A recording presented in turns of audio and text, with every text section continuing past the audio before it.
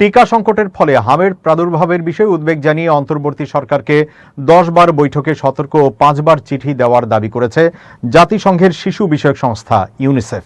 তবে সংস্থাটির দেওয়া বক্তব্য অস্বীকার করেছেন অন্তর্বর্তী সরকারের প্রধান উপদেষ্টার সাবেক বিশেষ সহকারী অধ্যাপক ডাক্তার সাইদুর রহমান। ইউনিসেফের বক্তব্যের প্রতিক্রিয়ায় তিনি এই কথা জানান। সাইদুর রহমান বলেন, ইউনিসেফের সঙ্গে হামির টিকা নিয়ে সুনির্দিষ্ট কোনো আলোচনা হয়নি।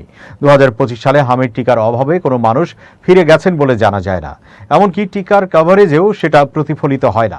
তিনি বলেন, বিশেষ ক্যাম্পেইন সম্পর্কিত সিদ্ধান্ত ইন্টার এজেন্সি কোঅর্ডিনেশন কমিটি কর্তৃক নেওয়া হয়, যেখানে ইউনিসেফ এবং বিশ্ব স্বাস্থ্য সংস্থার প্রতিনিধিরা থাকেন। ইউনিসেফের পক্ষ থেকে করা যোগাযোগগুলোয় হামের প্রাদুর্ভাব নিয়ে কোনো কিছুই উল্লেখ ছিল না। এ বিষয়ে পরে বিস্তারিত জানানো হবে বলেও উল্লেখ করেন প্রধান উপদেষ্টা ডক্টর মোহাম্মদ ইউনূসের সাবেক এই বিশেষ সহকারী।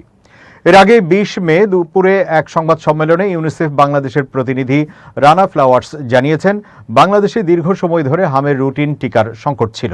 2019 সাল থেকে শুরু করে বিগত অন্তর্বর্তী সরকার ও বর্তমান সরকারকে এই বিষয়ে 10 বার সতর্ক ও 5 বার চিঠি দেওয়া হয়েছে।